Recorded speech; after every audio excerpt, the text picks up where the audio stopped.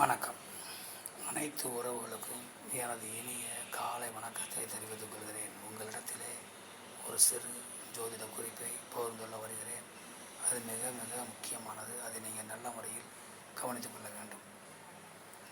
ஒரு ஜாதகத்தை பார்த்தவுடன் நாம் சொல்லிவிடலாம், இந்த ஜாதகர் இந்த காலகட்டங்களிலே பெயர், புகழ், செல்வாக்கு, செல்வம், அந்தஸ்து, கௌரவம் என அனைத்து வளங்களும் பெற்று பெரும் புகழோடு வாழ்ந்து விடுவார். அந்த காலகட்டங்கள் நெருங்கிவிட்டது என்று நாம் சொல்லிவிடலாம். அப்படிப்பட்ட கிரக அமைப்புகள் நிறைய இருக்கின்றன.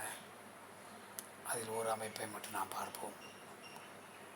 ஒரு ஜாதகத்தில் எந்த கிரகமாக இருந்தாலும் சரி, அந்த கிரகம் நீசம் பெற்று, அந்த நீசம் பெற்ற கிரகம் பங்கப்பட்டு ராஜயோகம் பெற்றிருந்தால் நீச பங்க ராஜயோகம் என்று பெயர்.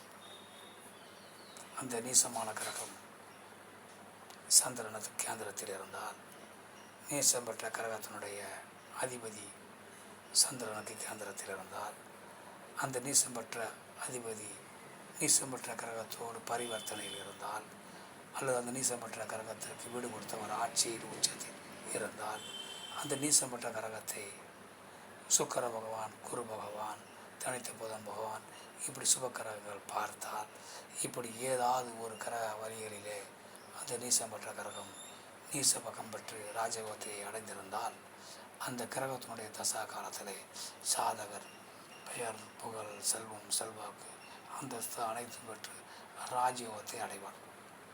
அதில் அப்படிப்பட்ட அந்த கிரகத்தினுடைய தசா வரும்போது ஜாதகர் முன்னேற்றம் அடைவார். அதனால் உங்கள் ஜாதகத்தில் அப்படிப்பட்ட அமைப்பு உள்ள தசா நடந்தால் அந்த காலகட்டங்களில் நீங்கள் முன்னேறுவீர்கள் என கோரி மற்றவற்றை அடுத்த வீடியோ காண்போம். நன்றி, வணக்கம்.